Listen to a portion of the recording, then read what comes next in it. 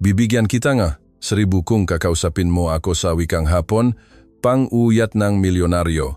Napatahimik ang lahat sa pagdaan ng dianit ba. Ang perang papel ay lumipat sa ibabaw ngang bagong lampasong sahig at lumapag mismo sa tapat ngang kanyang tuhod. $1,000 kung kakausapin mo ako sa wikang Hapon. Ulit ni Fulgencio Almeida Roxas nang hindi man lang nag-angat ng tingin mula sa hawak na menu. Gusto lang makita nga kasosyo ko kung may iba pa bang alam ang nga tao sa bansang ito bukod sa pagpupunas ng sahig. Ang tatlong lalaking kasama niya ay humalakak ng malakas. Ngunit ang dalawang Hapones na negosyante sa kabilang dulo ngang mesa ay hindi tumawa. Ang isa sa kanila, ang may ulong may uban at nakasuot ng madilim na abong Amerikana, ay nagbaba ng tingin sa kanyang baso ng tubig. Hindi tumayo si Consuelo Santos Watanabe. Tinapos niya ang pagpasang lampaso sa huling bahagi ng baldosa. Dahan-dahang inikot ang tela sa hawakan ng lampaso at pinulot ang pera sa sahig. Itiniklop niya ito sa apat. Isinilid niya ito sa bulsa ng kanyang apron nang walang sinasabing kahit isang salita. Hoy, may tinatanong ako sa iyo, di ba? Sabi ni Fulgencio, na ngayon ay nakatitik na sa kanya. Wala po, sir, mahinahong sagot niya. Wala po kayong tinatanong. At nagpatuloy siya patungo sa kusina. Ganun ka-simple, ganun katahimik, ganun kawalang halaga sa kanilang paningin. Ang restauran ng The Peninsula Manila sa Makati ay isa sa mga lugar kung saan ang katahimikan ay may katumbas na malaking halaga.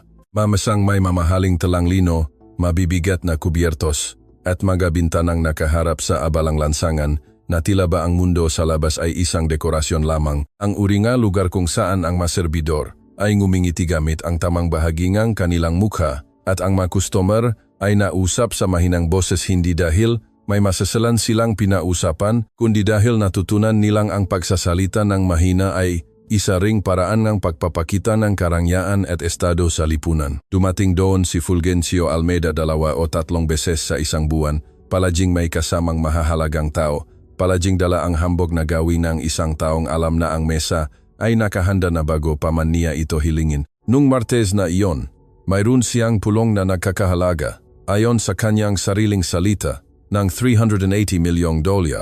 Ang kumpanyang Tanaka Imports ay ilang dekada nang nagsisilbing tulay sa pagitan ng Hapon at Timog Silangang Asya sa pamamahagi ng dekalidad na sake, mga tradisyonal na seramika, at marangyang tela. Gusto ni Fulgencio NG Alianza. Ilang buwan niyang nililigawan si Ginong Kenji Tanaka sa pamamagitan ng email, imbitasyon, at mga mamahaling regalo na ipinapadala sa Tokyo na may kasamang sulat kamay na mensahe. At sa wakas, dumating si Ginong Tanaka sa Maynila. Isang tagumpay na iyon para kay Fulgencio. Ngunit ang hindi niya naunawaan dahil hindi niya kailanman kinailangang umunawa ay ang mga Hapones ay nagmamasid bago magsalita. Ang katahimikan para sa kanila ay hindi kawalan nga masasabi, kundi isang paraan ng pagtatasya. Alam ito ni Consuelo, natutunan niya ito sa kanyang lola. Siya ay 31 taong gulang na at 8 buwan nang nagtatrabaho sa hotel. Bago rito, naglinis siyang opisina sa Bonifacio Global City, BGC. BGC bago iyon, isang klinika sa Sta. Cruz, Maynila, at bago pa iyon, isang gym sa Kamuning, Lungsod, Quezon, kung saan ang amoy ng kloro ay hindi kailanman nawawala sa kanyang buhok palaging naglilinis, palaging hindi napapansin, palaging suot ang parehong puting sapatos, na goma na siya mismo ang nagpapaputi, tuwing linggo gamit ang toothpaste dahil walang sapat na badyat para bumili ng bago. May mga gabing umuwi siya sa kanyang maliit na inuupahang kwarto sa Tondo na sumasakit ang matuhod at magaspang ang makamay dahil sa matatapang na sabong panlinis, at naupo na lamang siya sa gilid ng kama ng walang lakas kahit tanggalin ang kanyang sapatos. Ngunit kinaumagahan, bumabanggon siya. Palagi siyang bumabanggon. Ang kanyang ID sa hotel ay may nakasulat na Consuelo W. Santos Housekeeping. Walang nagtatanong kung ano ang kahulugan ng letrang W. Walang nag-abalang magtanong kahit kailan. Ang kanyang ina na si Remedios Santos ay naging sastre sa Tondo. Ang kanyang ama na si Hiroshi Watanabe ay dumating sa Pilipinas sa edad na 26 dala ang isang maleta, isang diksyonaryong Tagalog-Hapon na puno nga sa lungguhit at ang payapang paniniwala na may magandang naghihintay sa kanya sa bansang ito. Naging masaya silang dalawa, isang simpleng kaligayahan na hindi nangangailangan ng saksi. Naalala pa ni Consuelo ang amoy ng kaning hapon na niluluto ng kanyang ama tuwing linggo. ang paraan ng pagtiklop nito sa pahayagan sa perpektong parihaba bago itapon at ang maliham na isinusulat nito para sa kanyang ina sa Osaka tuwing ika-15 araw gamit ang maliliit at pantay-pantay na sulat kamay. At naalala rin niya ang araw na hindi ito umuwi para maghapunan. 9 na taong gulang pa lamang siya noon. Simula noon, hindi na niya muling narinig ang tungkol sa kanyang ama. Nang pumasok siya sa kusina ang restaurant, tiningnan siya ni Martina, ang kasama niya sa shift, gamit ang mukhaang isang taong may alam na nangyari ngunit ayaw, maunang magtanong. Ayos ka lang ba? Tanong nito. Oo, sabi ni Consuelo habang isinasabit ang lampaso sa sabitan nito. Narinig hanggang dito ang sinabing lalaking iyon. Lahat ay naririnig sa lugar na ito. Sumungaw ang ulo ni Martina sa pasilyo na tila ba nakikinig pa rin ang lalaki mula sa mesa. Si Fulgencio Almeida Roxas yan, ang may-ari ng malaking kumpanyang tela. Madalas siyang lumabas sa mga pahayagan. Sabi nila, mas marami pa siyang pera kaysa sa kahihiyan. Nagsalin si Consuelo ng isang basong tubig mula sa filter. Dahan-dahan niya itong ininom. Tama ang sabi nila, tugon niya, at wala nang iba. Ngunit itinabi niya ang pera, hindi dahil gagastusin niya ito ngayon. Itinabi niya ito dahil ang mamaprang papel na nakatupi sa apat ay nagsisilbing katibayan, at si Consuelo Watanabe Santos ay natuto mula pa noong bata pa siya na hindi mo malalaman kung kailan mo kakailanganin ang patunay ng isang bagay. Itinuro ito sa kanya ng kanyang obachan Yuki na nakatira sa Osaka sa isang maliit na apartment na puno ng halaman at kahon ng kahoy kung saan niya itinatabi ang mga alaala, mga sulat, mga larawan, makalumang cassette tape, mga dokumentong maykat na itiniklop sa loop ng mga brown envelope. Huwag kang magtatapon kahit ano, Connie-chan. Sabing kanyang lola sa wikang Hapon tuwing nakakausap sila sa telepono. Ang mabagay na mukhang basura minsan ay ang tanging natitirang katibayan ng nakaraan. Hindi ito naunawaan ni Consuelo nung bata pa siya, ngayon ay naunawaan na niya ito ng lubos. Bandang 2:00 ng hapon, ang manager ng restaurant, isang lalaking payat na nagngangalang Ginoong Gatdula, na palaging amoy murang pabango, ay sumungaw sa kusina na may mukhang ng pahingi ng paumanhin ng maaga. Consuelo, nagtatanong ang lalaki sa mesa 12 kung maari mo raw siyang dalhan ng karagdagang tubig. Tiningnan siya ni Consuelo. Ako po ba talaga ang hinahanap? Inayos ni Gatdula ang kanyang Amerikana. Ikaw mismo ang hininhinya. Nahisip si Consuelo kung si Ginong Almeida ba o ang isa sa mga Hapones ang humiling niyon. Hindi na siya nagtanong. Kinuha niya ang pitsel ngang malamig na tubig. Pinunasan ang kanyang kamay sa apron at lumabas. Ang mesa 12 ay katabing ang bintana. Mula sa labas, ang sinumang daraan sa kalsada ay makakakita lamang ng isang pangkat ng negosyante sa isang mahalagang pulong. Hindi nila mapapansin ang babaeng naka-apron na papalapit hawak ang pitsel. Walang nakakita sa mataong naglilinis. Iyon, sa isip ni Consuelo, ay may sariling pakinabang. Nang makarating siya sa mesa, hindi man lang nagangat ng tingin si Fulgencio Almeida. Patuloy ito sa pagsasalita, pagkumpas ng makamay, at pagbuo ng sariling kastilyo ng mga salita sa hangin. Ang kanyang kasosyong Pilipino ay tumatango sa bawat salita niya, tulad ng mga taong ayaw sumalungat sa nagpapasahod sa kanila. Ang dalawang Hapones ay nakikinig ng may matatag na kagandahang asal na maaring mapagkamalang pagsang-ayon kung hindi mo marunong magbasa ang kanilang kilos. Tumingin sa kanya si Ginong Tanaka nang lumapit siya, isang segundo lang, at sa segundong iyon, may naramdamang kakaiba. Si Consuelo hindi awa, hindi habag, kundi tila ba pagkilala. Tulad ng kapag nakakita ka ng isang tao sa MRT na may hawak ding aklat na alam mong walang ibang nagbabasa. Si Ginong Tanaka ay isang taong marunong kumilala sa pagkakaiba nga ingay at ng katahimikang may bigat, at ang katahimikan ni Consuelo ay may bigat. Nakita niya iyon agad. Hindi alam ni Consuelo na napansin niya ito. Nalaman na lamang niya kalaunan. Nilagyan niya ng tubig ang mga baso ng walang kibo. Hoy! Biglang sabi ni Fulgencio, habang nakatingin sa kanya ngayon. Nasa iyo pa ba ang perang ibinigay ko sa iyo? Opo sir, at wala ka bang sasabihin sa akin sa wikang Hapon para maging sulit ang ibinigay ko? Naghihintay ang kanyang mga kasosyo sa magaging reaksyon niya. Ito ang uring sandali na paboritong kolektahin ni Fulgencio, ang kahihiyan ng iba, ang nakalilitong katahimikan, ang maliit na tagumpay na mapatunayan na walang may sasagot, ang kausap niya. Tinapos ni Consuelo ang pagsasalin sa huling baso. Malamig po ang tubig, sir. Sabi niya sa Tagalog, kain po kayo ng mabuti. At umalis siya. Anong gagawin mo kung ikaw ang nasa kalagayan niya? Mananatili ka bang tahimik o sasabihin mo sa kanya ang isang bagay na hindi niya malilimutan ng ganun kadali? Ngunit bago ko ipagpatuloy ang nangyari, kung ang kwentong ito ay nagpapakaba na sa iyo, isipin mo na lang ang masusunod na kaganapan. Huwag kalimutang mag-like at mag-subscribe para hindi mo makaligtaan ang susunod na bahagi. Si Mang Abundio, ang doorman sa shift ng hapon, ay nakita siyang lumabas ng restaurant hawak ang walang lamang pitsel at may kalmadong mukha. May sinabi ba sa iyong masama ang lalaking iyon? Tanong niya ng malakas, masyadong malakas, habang may dalawang bisitang dumadaan sa likod niya. Shh, Mang Abundio. Narinig kasi hanggang sa reception, anak. Narinig ng lahat.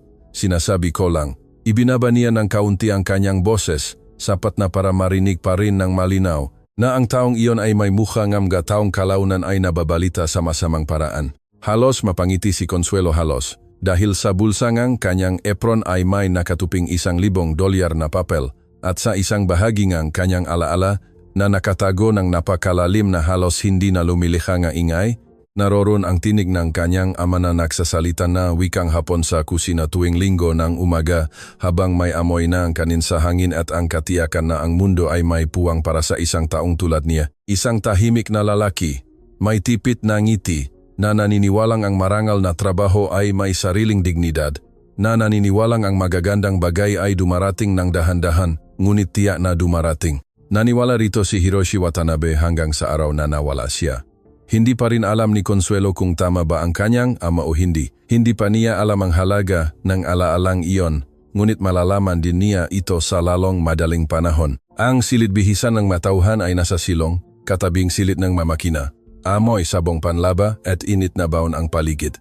May 6 na locker na bakal, isang mahabang upuang kahoy na may nagbabalat na pintura, at isang makitit na salaming nakadikit na tape sa ibabaw ng lababo. Umupo si Consuelo sa upuan.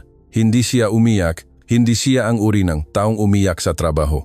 Natutunan niya iyon sa gym sa Kamuning, nang sigawan siya ng may-ari sa harap ng lahat dahil sa isang mansa sa salamin, sa silid-bihisan ng mababae isang mansang hindi naman niya gawa, ngunit hindi pa rin siya umiyak. Pumunta siya sa banyo, naghilamos, at nang lumabas siya, walang kababana-banagang emosyon sa kanyang mukha, wala. Ngunit may maaraw na ang pagpapakitang walang emosyon ay mas mahirap gawin. Binuksan niya ang kanyang locker. Sa loob, katabi ng kanyang backpack at jacket, ay may isang plastic na bag na may kulay rosas na zipper. Sa loob nito, nang may maingat na pagtrato na tila ba isang ritual, ay nagtatago ang 3 bagay na walang halaga sa iba kundi sa kanya lamang. Isang malit at kupas na larawan, isang asul na kwaderno na halos wala nang natitirang pahina, at isang brown na envelope na may 3 sulat sa loob. Ang maasulat ay mula sa kanyang obachan Yuki, nakasulat sa wikang Hapon gamit ang maliliit na letra sa manipis na papel na sa paglipas ng panahon ay nakulay tsaana. Hindi na kailangan pang basahing muli ni Consuelo ang maito dahil kabisado na niya ang bawat salita, ngunit minsan, sa maaraw na tulad nito, inilalabas niya ang maito para lamang maramdaman sa kanyang madaliri ang papel. Ang bigat nito, ang tekstura ang sobra, tila ba ang pandama ay kayang magbalik ngamga, bagay na hindi na kayang abutin ngamga salita. Ang larawan ay ang kanyang ama. 32 taong gulang si Hiroshi Watanabe sa larawang iyon. Nakatayo siya sa tapat ngang tila isang opisina may mesa sa likod, bintanang may blinds, isang halaman sa ibabaw ng filing cabinet, at nakangiti sa kanyang natatanging paraan. Halos nakasara ang bibig, ngunit ang mga mata ay mas nagpapahayag kaysa sa labi. Nakasuot siya ng Amerikana at kurbata. Mukha siyang seryoso ngunit kalmado, tulad ng isang taong alam kung saan siya nakatayo sa mundo. Hindi kailanman nalaman ni Consuelo kung saan matatagpuan ang opisinang iyon. Hindi niya ito naitanong sa kanyang ama. 9 na taong gulang siya nang hindi ito umuwi para maghapunan. Nahintay ang kanyang ina hanggang alas 10 gabi, pagkatapos ay alas 11, hanggang sa sumapit ang madaling araw. Tinawagan nito ang numero sa trabaho ng ama. Walang sumasagot. Tinawagan ang 2 kaibigan na kilala nito. Wala rin. Kinaumagahan, pumunta ang kanyang ina sa presinto ng pulisya. Sinabihan sila na maghintay ng 72 oras. Naghintay sila, bumalik sila. Pinapunan sa kanila ang isang form. Pinunan nila ito, ngunit walang nangyari. Si Hiroshi Watanabe ay naglaho na lamang sa mga talaan ng pamahalaan. Walang bangkay na natagpuan, walang ulat ng aksidente, walang bakas. Isang malinis at burokratikong kawalan para sa isang taong hindi naman itinuring ng sistema na ganap na totoo. Inabot ng 2 taon ang kanyang, inabago tanggapin na hindi na ito babalik. Si Consuelo naman ay inabot ng 22 taon. May malupit na pakiramdam ang kawalan ng bangkay na iyakan o tiyak na petsang aalalahanin. Ang kawalan ng closure ay parang sugat na hindi kailanman tuluyang nahihilom. Minsan lumilipas ang malinggo na hindi ito masakit. At pagkatapos ay may maliit na bagay ang amoy ng kanin o isang salitang. Hapon na narinig ng hindi sinasadya sa tren ang muling magbubukas ng sugat. 4:00 ng hapon, nang matapos na niya ang kanyang shift sa restaurant at paakyat na sa ikalawang palapag upang maglinis, ngamga pasilyo namga silit, muling lumitaw si Ginong Gatdula. Sa pagkataong ito, hindi mukhang paumanhin ang dala niya, kundi mukhang isang malaking problema. Consuelo, kailangan nating mag-usap. Ano po iyon? Tumingin si Gatdula sa magkabilang panig na tila ba may nakikinig sa pasilyo. Nakipag-usap si Ginuang Almeida sa General Manager. Sinabi niya na naging bastos ka raw sa kanya habang naglilingkod. Nahintay si Consuelo. Sinabi niya na binalewala mo raw siya ng kusa sa harap ng kanyang internasyonal na panauhin. At maaari raw nitong masira ang imahe ng hotel. Naging mahaba ang katahimikan pagkatapos niyon. At ano po ang sinabi ng General Manager? Tanong niya. Naintindihan naman niya na hindi ganon ang nangyari. Ngunit madalas na customer si Ginong Almeida dito. At hindi na tinapos ni Gatdula ang kanyang pangungusap na doon palaging nagtatago ang katotohanang ayaw sabihin ng malakas ng sinuman. Naintindihan ko po, sabi ni Consuelo. Hindi kita bibigyan ng parusa, gusto kong malaman mo yan, ngunit kung hilingin niyang makita ka bago siya umalis, kailangan kong muling tumahimik si Gatdula. Kailangan mong maging mabait sa kanya, Consuelo. Iyon lang. Tumango siya ng isang beses. Hindi na nagsalita pa. Kinuha niya ang kanyang karitong ng makagamitang panlinis at nagtungo sa elevator. Alam mo ba kung ano ang pinakamasakit sa lahat na ito? Ang sabihing, maging mabait ka, ay palaging nanggagaling sa taong hindi naman nakakaranas ng pang-aapi, kundi sa taong nagtitiis lamang. Tahimik ang ikalawang palapag sa oras na iyon. Ang mabisitang negosyante ay nasa mapulong o nasa bar. Itinula ni Consuelo ang kariton sa pasilyo. Pumasok siya sa mabakanteng silid. Nagtrabaho siya ng may husay ngang isang taong alam kung gaano katagal gawin ang bawat bagay. Habang nagtitiklop ng gatualya, nag-iisip siya sa wikang Hapon. Ito ay isang bagay na ginagawa niya mula pa nung bata pa siya.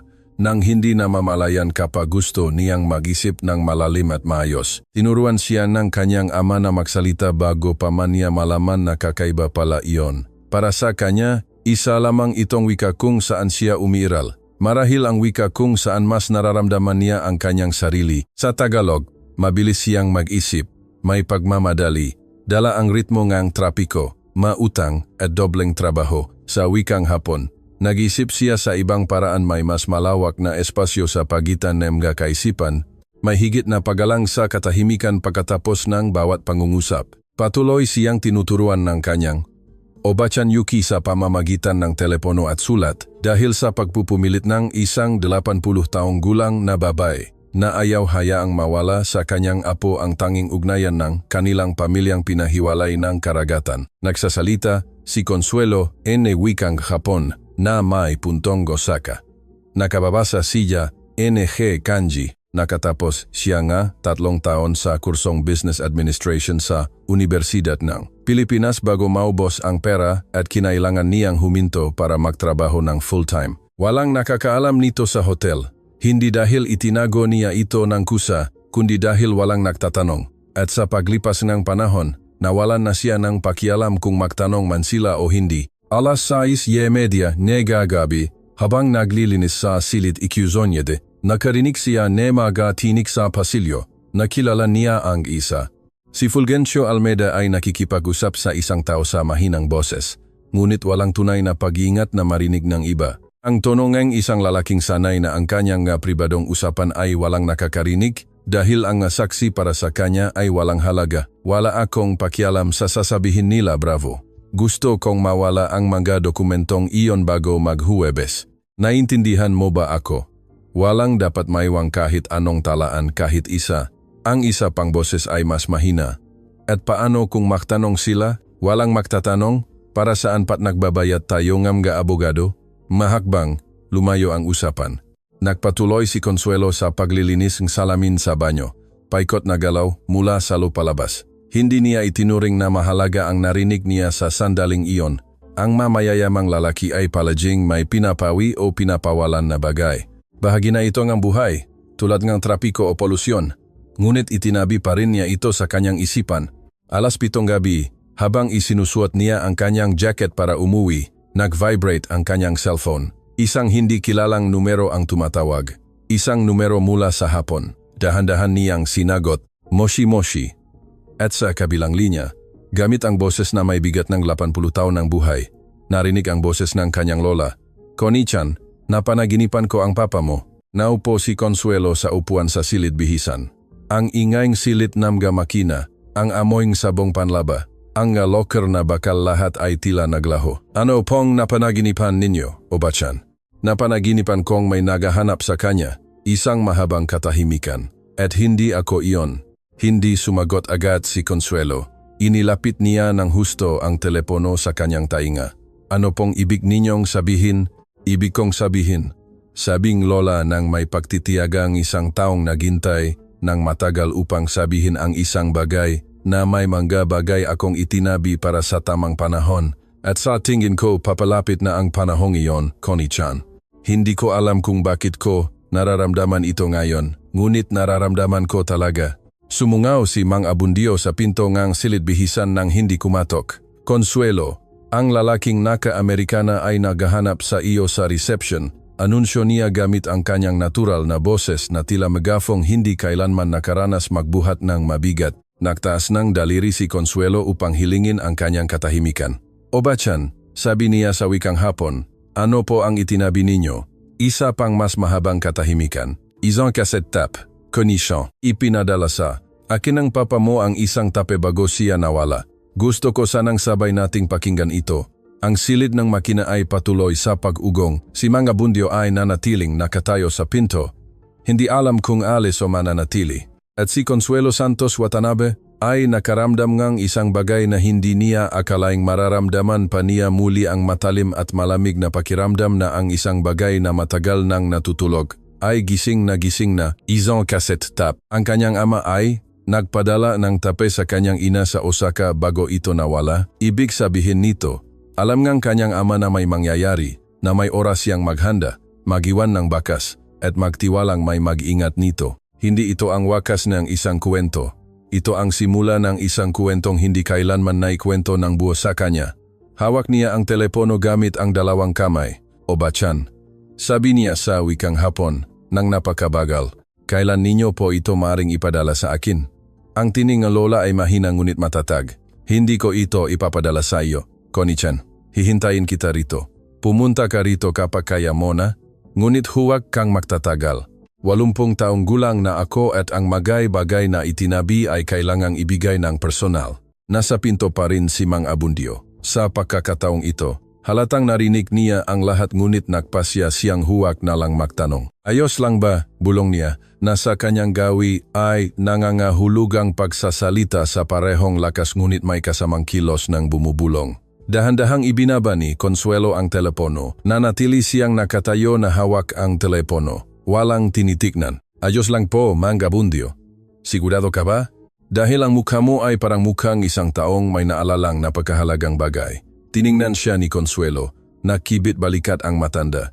"Sinasabi ko lang naman." Tumayo si Consuelo, isinabit ang kanyang apron sa locker at isinara ito. Sa itaas, sa kung aling palapag, si Fulgencio Almeida ay nananatiling pinakamahalagang tao sa bawat silid na kanyang pinapasukan. Patuloy siyang naniniwala na ang mundo ay umiakot ayon sa kung ano ang kaya niyang bilhin at kung ano ang kaya niyang burahin. Hindi niya alam na sa silong ang kanyang paboritong hotel, isang 31 taong gulang na babae ay kabatanggap pa lamang ng tawag mula sa Osaka. Hindi niya alam na ang babaeng iyon ay nagsasalita ng wikang Hapon na may puntong Osaka, at hindi niya alam na ang isang lumang kasete na itinago ng isang 80 taong gulang na lola ay may mas malaking bigat kaysa sa 380 milyong dolyar. Ngunit malalaman din niya ito, walang sinumang umaasa na magsalita siya. Iyon ang natutunan ni Consuelo sa lahat ng taong ito na ang pagiging hindi napapansin ay may sariling mga patakaran. At ang una rito ay walang sinumang umaasa sa iyo. Maari kang nakatayo sa layong 2 metro mula sa isang mahalagang pag-usap at ituring na bahagi lamang ng makagamitan sa silid. Isang kasangkapan na may apron, isang bahagi ng tanawin na gumagalaw at kung minsan ay lumilikha ng ingay gamit ang kariton ng paglilinis, ngunit walang kakayahang mag-isip, makinig o magimbak ng impormasyon. Hapon ngang Miyerkules nang magbago ang lahat. Ipinatawag siya ni Gatula gamit ang kanyang mukha ngang pahingingang paumanhin ng maaga. Si Ginoong Almeida ay may isa pang pulong sa restauran. Ang mga Hapones na kasosyo ay naroon pa rin sa hotel. Ang negosasyon, tila, ay nangangailangan ng mas maraming oras kaysa sa pinlano at may nakamali sa reception na sabihin kay Fulgencio na ang pribadong silid sa ikatlong palapag ay bakante. Agad itong naireserba ni Fulgencio at partikular na hiniling na ihanda ng matauhan sa paglilinis ang silid bago ang pulong. Matauhan sa paglilinis, Consuelo, tila ba ito ay isang pagkakataon lamang, ngunit hindi. Mayat siya sa ikatlong palapag, dala ang kariton. Ang pribadong silid ay isang parihabang espasyo na may malalaking bintanang nakaharap sa kalsada, isang mahabang mesa ngang madilim na kahoy, maupuang may magagandang sapin, at sa dingding sa dulo ay may isang abstract na painting na walang sinumang tumitingin. Amoy aircon ang silid at may amoy din ng wax na siya mismo ang naglagay sa sahig noong nakaraang linggo. Nagsimula siya sa mga bintana spray, tela, paikot na galaw mula sa loop palabas. Sa kanyang likuran bumukas ang pinto nang walang kumakatok. Mabuti naman at narito ka na. Ang tinik ni Fulgencio Almeida ay may ganoong katangian ng isang taong hindi pa kailanman nakaranas maghintay na pagbuksan ng pinto. Pumasok siya kasunod ang kanyang 2 kasosyong Pilipino si Bravo na may hawak na telepono at isa pang hindi kilala ni Consuelo. At sa dulo, may mas mabagal na hakbang at mas kalmadong tindig, si Ginoong Kenji Tanaka at ang kanyang kasamang si Ginoong Inoue. Hindi lumingon si Consuelo, patuloy siya sa pagpupunas NG Bintana. Maupo kayo, pakiusap, sabi ni Fulgencio. Natila sa kanya ang silid, humarap siya kay Consuelo nang hindi tumitingin sa kanyang mga mata. Dalhan mo kami ng kape at mineral water. Opo sir, sagot ni Consuelo sa salamin ng binto. Narinig niya ang kanilang pagupo, ang tunog ng upuan, at ang tunog ng pagbubukas ng isang folder. Nagsimula siyang magsalita bago pa man makaupo ang lahat, na siyang paraan niya upang ipakita mula sa unang segundo kung sino ang may hawak ng kapangyarihan sa silid. Mga Gino, ang iminumungkahi ko sa inyo ngayon ay isang alyansa na muling magbibigay kahulugan sa pamamahagingang mga produktong Hapon sa buong rehiyon. Pinag-usapan natin dito ang isang operasyon na may 20 taong plano na pinapatakbo ngang aking kumpanya at huminto si Consuelo sa pakikinig. Nagtuon siya ng pansin sa salamin sa kanyang sariling malabong refleksyon sa malinis na bintana at sa ingay na kalsada sa ibaba. Dun nagsalita si Ginoong Tanaka at hindi siya nagsalita sa Tagalog o Ingles. Inoue-san, 2 salita lamang na napakahina na halos hindi nakasira sa pananalita ni Fulgencio na huminto sandali bago nagpatuloy. Sumagot si Ginoong Inoue sa wikang Hapon mahinang tinig, neutral na tono, isang maikling tanong. Sumagot si Tanaka sa mahina ring boses sa wikang Hapon. Tikim ni Fulgencio. Mga Gino, kung mayroon kayong mga katanungan, maaari ninyong itanong sa ipagpaumanhin ninyo, sabi ni Tanaka sa Ingles, ng napaka-disente. Sandali lamang pakiusap at nagpatuloy siya sa pakikipag-usap kay Inoue sa wikang Hapon. Uminto si Consuelo sa pagalaw NG tela. Nakikinig siya.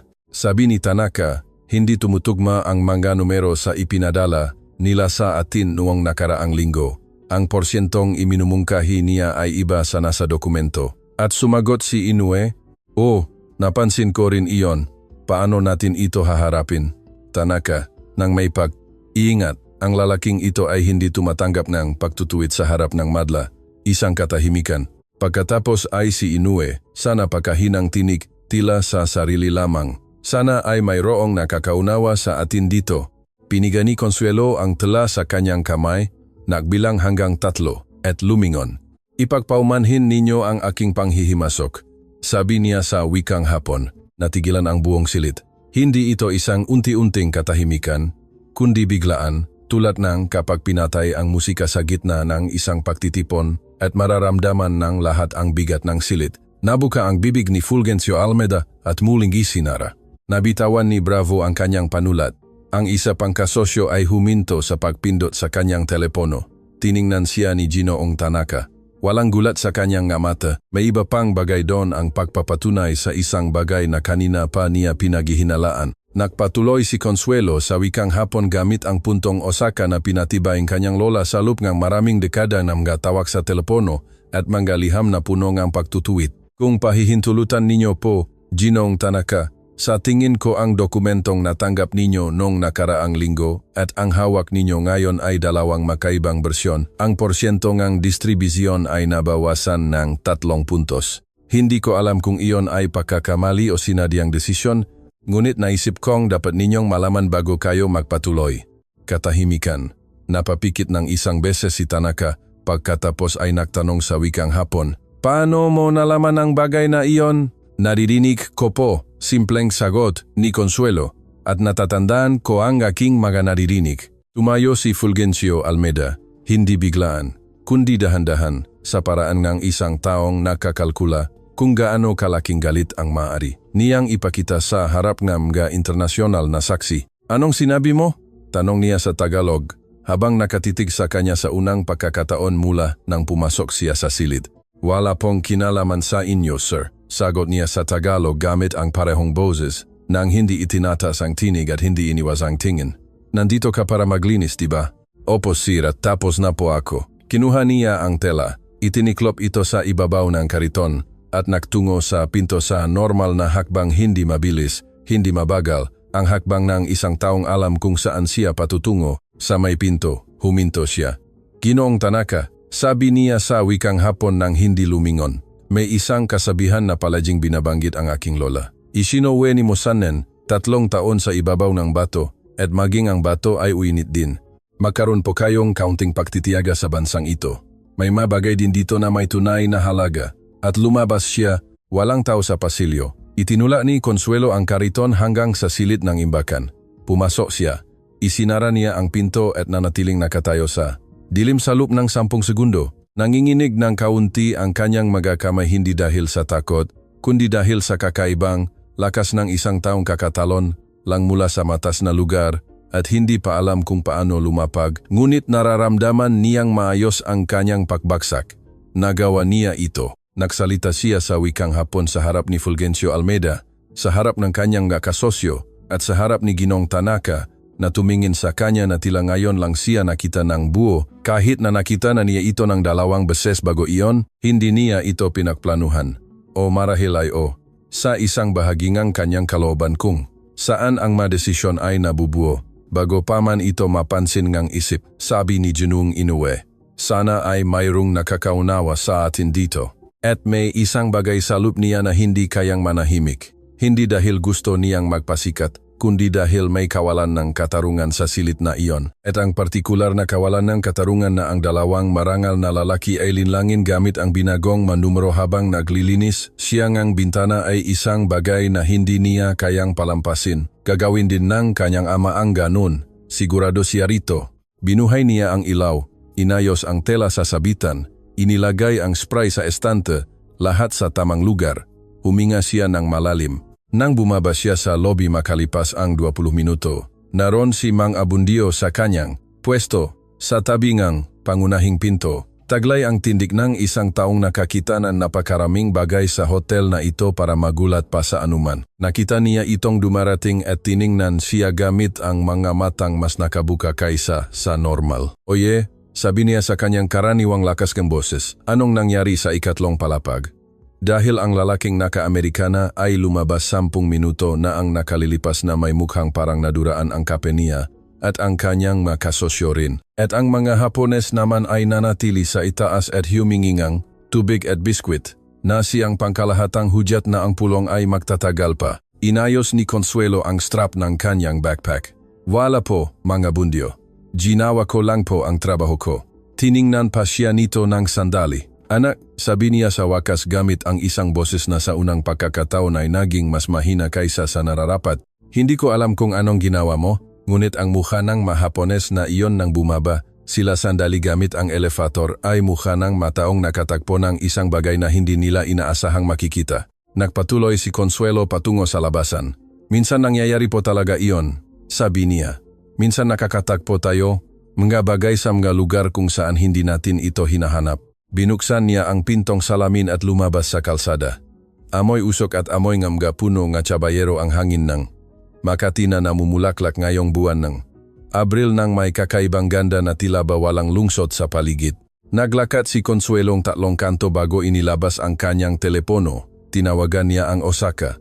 Habang naghihintay na sumagot, naisip niya ang naging ekspresyon ni Ginong Tanaka nang magsalita siya. Hindi ito gulat, kundi pagkilala ang parehong naramdaman niya nung nakaraang araw nang tingnan siya nito habang nilalagyan ang mga baso ng tubig. 2 taong mahigit na nalalaman kaysa sa kanilang ipinapakita na nakakakilala sa pinaka hindi inaasahang lugar.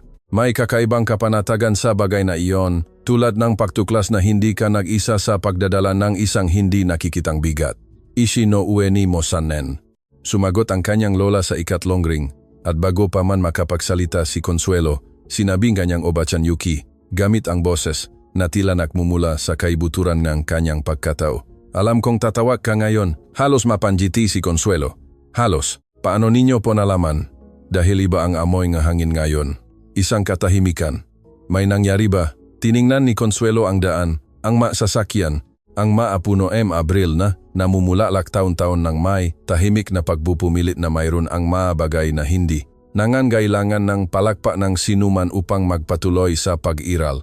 Nagsalita po akong wikang Hapon ngayon, Obachan, sa harap ng maraming tao, sa harap ng mga taong hindi nag-aakalang kaya ko. Isang maikling katahimikan. Pagkatapos ay naging mas mahina ang tinig ng lola. Ano ang pakiramdam? Inabot ng sandali si Consuelo bago sumagot, tila nag-aalis ng isang napakabigat na Amerikana na hindi mo na maalalang suot mo pala. Nang sumagot ang lola, mainit ang kanyang tiningang isang taong nagpatunay sa isang bagay na matagal na niyang inaasahan. Mabuti, simpleng sabi nito. Panahon na, Connie-chan. Panahon na. Dumating ang sobrekinaumagaan. Hindi ito karaniwang sobre. Ito ay gawa sa makapal na papel, kulay krema, na may pangalan ni Consuelo na nakasulat gamit ang asul na tinta sa isang maliit at maayos na sulat kamay. Inihabilin ito sa reception ng isang kasama sa koponan ni Ginong Tanaka.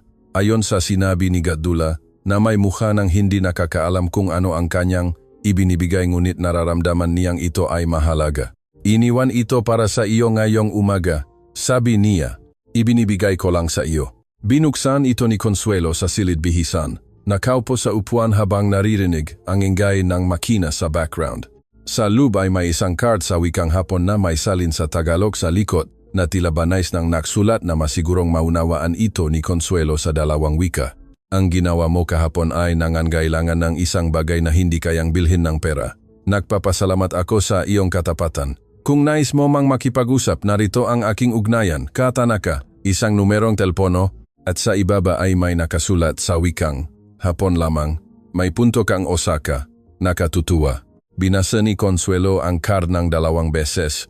Maayos itong itiniklop at inilagay sa loob ng kulay rosas na plastic bag katabi ng mga sulat ng kanyang lola at ng larawan ng kanyang ama. Iyon ang kanyang lagayan ng bagay na walang katapat na halaga. Ngayon ay may bago na naman siyang idinagdag.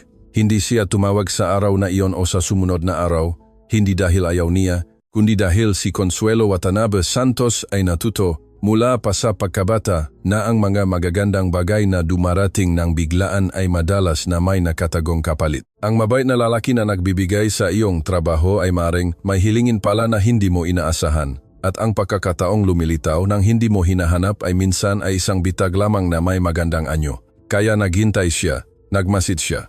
3 araw pagkatapos niyon, habang naglilinis sa lobby nga ikalawang palapag, nakita niyang lumabas ng elevator si Ginong Tanaka ng mag-isa. walang katulong, walang hawak na telepono. Dahan-dahan itong naglalakad habang tinitignan ang mga painting sa pasilyo sa paraan ng ilang taong tumitingin sa mga bagay na hindi tulad ng isang turista, kundi ngang isang taong naghahanap ng isang tiyak na bagay na hindi niya alam kung paano pangalanan. Huminto ito sa tapat ng isa sa mga painting. Ito ay isang larawan ng isang palengke sa Maynila, matingkad na mga kulay, magkakatabing mga tao.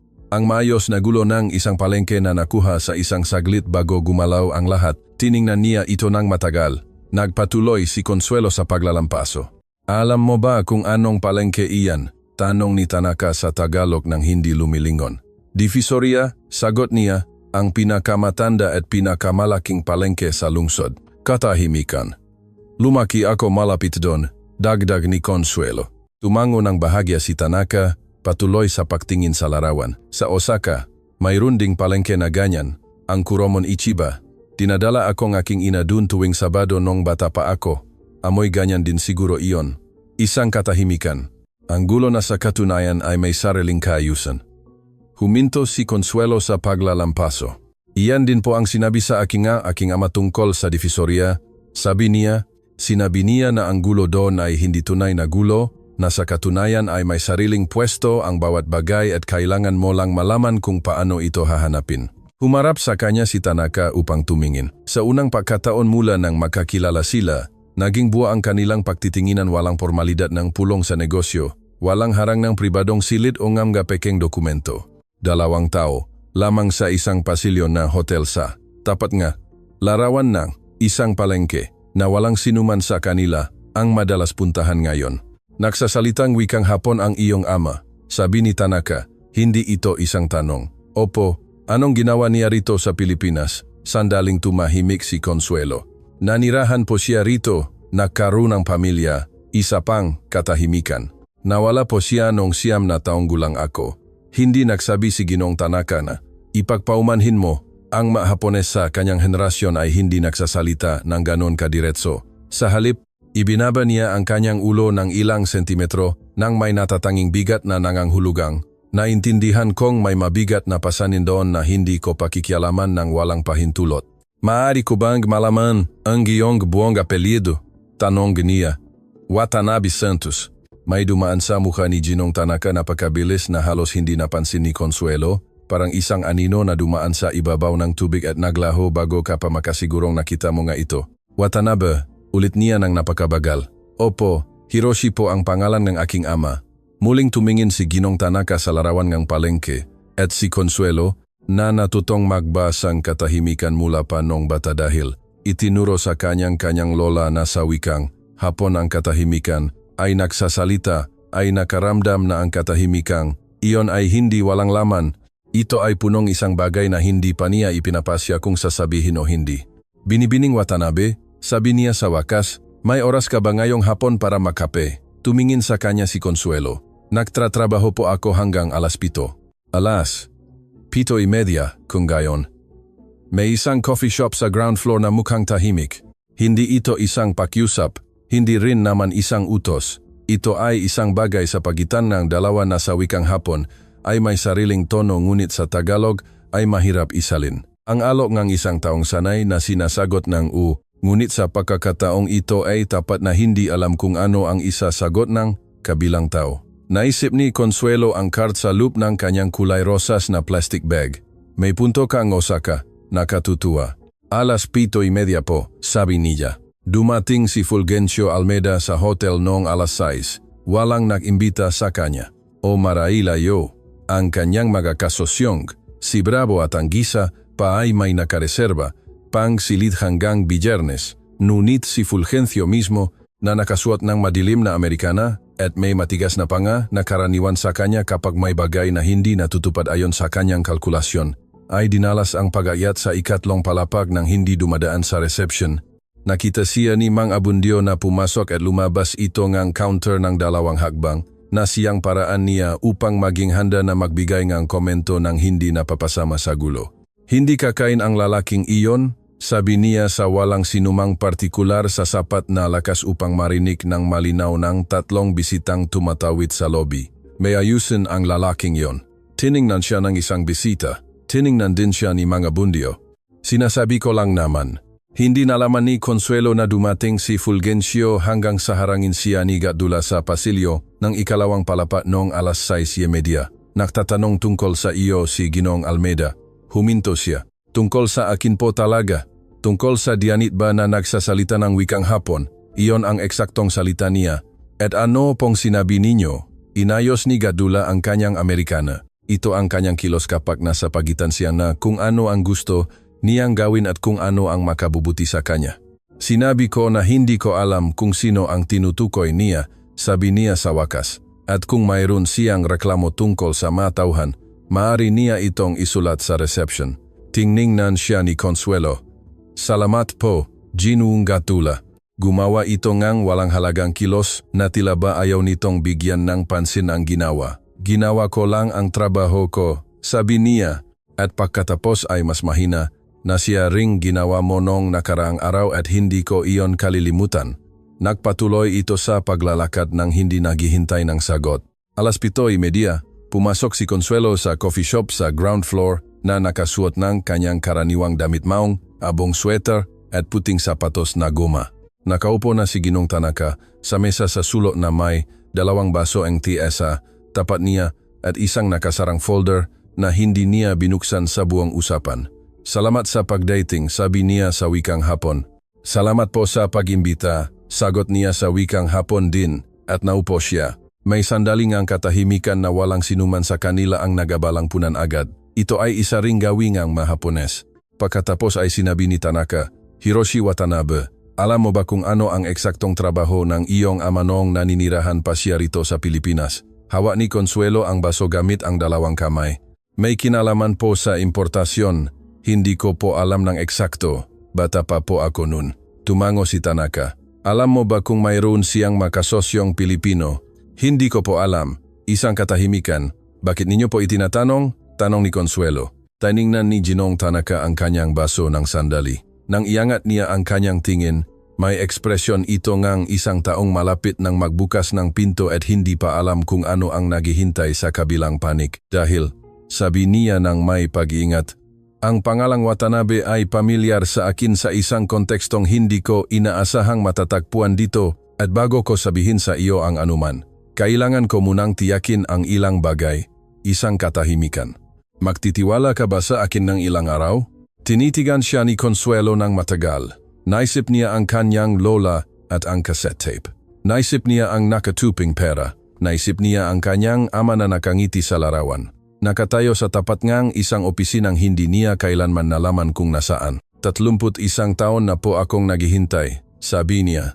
Ang ilang araw pa ay hindi na makababawas sa akin. Tumango ng dahan-dahan si Tanaka at sa kanyang mukha, sa unang pagkakataon mula nang magkakilala sila, ay lumitaw ang tila kapanatagan. Na tila ba naghihintay din siya sa isang bagay, kahit hindi niya alam kung ano iyon ng eksakto. Sa labas sa lobby, ibinabalita ni Mang Abundio sa isang bellboy na ang lalaking naka-Amerikana ay lumabas ng hotel na may mukhang hindi masaya. Umakyat sa ikatlo, nanatili doon ng 20 minuto at bumaba na may matitigas na ngipin. Sinasabi ko sa iyo, sabi niya sa lakas ng boses na akala niya ay mahina. Ibig sabihin niyon ay may nagsabi sa kanyang isang bagay na hindi niya nagustuhan. At ang hindi nagugustuhan ng mga taong iyan, ibinaba niya ng kaunti ang lakas ng boses ngunit naririnig pa rin ng malinaw, ay palaging ang katotohanan. Tumango ang bellboy nang hindi alam kung ano ang isasagot. Tiningnan siya ni Mang Abundio ng may kasiyahan. Sinasabi ko lang naman. Noong Huwebes ng umaga, nakakita si Consuelo ng isang sulat na dulas sa ilalim ng kanyang locker. Hindi ito mamahaling sobretulad ng kay Ginoong Tanaka. Ito ay isang papel na pinunit mula sa isang notebook, nakatupi sa apat, gamit ang sulat ng isang taong nagmamadali na mas mabilis mag-isip kaysa sumulat. Makabubuti sa iyo ang manahimik na lamang, ang nalalaman mo ay hindi sa iyo. May mabagay na mas mabuting huwag ng hukayin. Isaalang-alang mo ito bilang payo ng isang kaibigan. Walang lagda, binasa ito ni Consuelo ng isang beses. Pagkatapos ay 2 beses. Pagkatapos ay itiniklop niya ito nang may parehong pag-iingat na ginagawa niya sa lahat ng kanyang itinabi at isinilid ito sa loob ng kulay rosas na plastic bag. katabi na karni Ginoong Tanaka at mga sulat ng kanyang lola, katibayan, palagi siyang nagtatabi ng katibayan. Wala siyang sinabihan kahit kanino. Sa araw na iyon, tinapos niya ang buong shift niya ikatlong palapag, ikalawang palapag. Ang pasilyo nga silit sa hilagang bahagi, na palaging amoy init na almusal kahit walang kusina malapit doon. Itiniklop niya ang matuwalya, pinalitan ang sabon, ipinasa ang vacuum sa malpombra ng koridor gamit ang maayos na ritmo na pagkatapos ng maraming taon ay kusa ng gumagalaw ng hindi kinakailangang mag-isip ng ulo. Ang kanyang isip ay nasa ibang lugar. Inisip niya ang usapan noong nakaraang gabi, ang matanong ni Ginoong Tanaka, ang paraan ng pagsasabi nito ng pangalan na pamilyar sa akin sa isang kontekstong hindi ko inaasahang matatagpuan dito, gamit ang katumpakan ng isang taong pumipili ngang bawat salita na tila bawat isa ay may halaga, at kung paano nagbago ang kanyang mukha sa napakaikling segundong iyon nang banggitin niya ang pangalan ng kanyang ama Hiroshi. May nakakaalam ng tungkol sa kanyang ama at may iba naman sa hotel na iyon na ayaw niyang malaman niya ito. 2:00 ng hapon, habang kumakain sa kusina ng mga tauhan ng baon niyang kanin at adobo dahil ang kainan ng shift ay palaging napupuno bago pa man siya makarating, pumasok si Martina na may mukhang isang taong may narinig at hindi kayang sarilinin ito. Hoy, sabi nito habang naupo sa katapat na upuan ng hindi nagtatanong. Alam mo ba kung sino talaga si Fulgencio Almeida Roxas? Hindi yung nasa diaryo ng mga mayayaman kundi ang tunay na siya. Kinagat ni Consuelo ang kanyang pagkain. Sino? Ibinaba ni Martina ang kanyang boses, kahit walang ibang tao sa kusina, na siyang paraan niya upang bigyan ng bigat ang kanyang sasabihin. Ang bayaw ko ay nagtatrabaho sa Regional Trial Court, sabi niya. Ang pangalang Almeida ay lumilitaw sa 3 kaso ngang pang-agaw ng ari-arian noong dekada 90. Bumili siya nga kumpanya sa napakamurang halaga mula sa mga taong nasa gipit na kalagayan. Sabi nga iba, siya mismo ang gumagawa ng paraan para magipit ang mga taong iyon, isang katahimikan. Walang nangyari sa mga kasong iyon, nagsara na lamang ang ma-folder ng kusa. Ibinaba ni Consuelo ang kanyang pagkain sa mesa. Anong uri nga kumpanya? Lahat. Tela, mga distributor, may kinalaman din sa importasyon. Nakibit balikat si Martina. Sabi nga bayaw ko, lumang makaso na raw iyon at nag-prescribe na, kaya wala nang magbubukas pa. Ngunit ang pangalang Almeida sa mga dokumentong iyon ay kasama ng 2 o 3 iba pa na naging mayayaman din sa parehong panahon at sa parehong paraan. Importasyon. Ang salita ay tumama sa tiyan ni Consuelo tulad ng malamig na tubig. May access ba ang bayaw mo sa mga dokumentong iyon? Napapikit si Martina. Pampubliko naman ang maiyon. Nasa system sila. Kahit sino ay pwedeng humingi. Kaya lang walang humihingi dahil walang nakakaalam na mayroon pala. Tinapos ni Consuelo ang kanyang pagkain ng tahimik. Tiningnan siya ni Martina gamit ang ekspresyon ng isang taong nakapansin na ang usapan ay nagtungo sa direksyong hindi niya inaasahan. Bakit mo itinatanong? Wala lang, nakakausisa lang, sabi ni Consuelo. Patuloy siyang tiningnan ni Martina. Anak, ang mukha mo ay hindi mukha ng nakakausisa lang. Inayos ni Consuelo ang kanyang gamit, ang kanyang baso, ang kanyang napkin at tumayo. Salamat sa pagbabahagi sa akin, sabi niya. At lumabas siya. Nang hapong iyon, 5:00, nakatanggap siyang tawag mula kay Ginoong Tanaka. Sinagot niya ito sa pasilyo ngang hilagang bahagi habang nakatalikot sa bintanang nakaharap sa paradahan. Binibining Watanabe, sabi nito sa wikang Hapon, kailangan kitang makita ngayong gabi, kung maari. May natagpuan ako na dapat mong malaman bago ko gawin ang anumang desisyon tungkol sa aking manegosyo sa bansang ito. Ang tini ni Tanaka ay may ibang tekstura kaysa nung nakaraang gabi, mas may pagpigil. Ang tono ng isang taong may hawak na mabigat na impormasyon tulad ng isang taong nagdadala ng madaling mabasag na bagay sa isang mabatong daan. Anong oras po? Tanong ni Consuelo. 8:00, sa parehong lugar. Sige po, naroon ako. Ibinaba niya ang telepono. Nanatili siyang nakatayo ng sandali habang tinitignan ang paradahan sa bintana. Isang itim na sasakyan na may plakang lalawigan ay nakaparada sa tapat ng may 40 minuto na. Hindi ito sa mga bisitang hotel. Kilala niya ang masasakyan ng mabisita at ang driver ay hindi bumababa. Maaring wala lang iyon. Maari namang mayroon. 6:30 nang papatapos na ang shift ni Consuelo. Tinawagan siya ni Gatdula sa pamamagitan ng radyo ng hotel. May tensyon sa kanyang boses mas maikli kaysa sa karaniwan. Consuelo, umakyat ka sa ikatlong palapag ngayon. Ano pong nangyari? Umakyat ka na lang, pakiusap. Ang ikatlong palapag ay may ibang pakiramdam ngayon, hindi sa paraang nakikitang mata.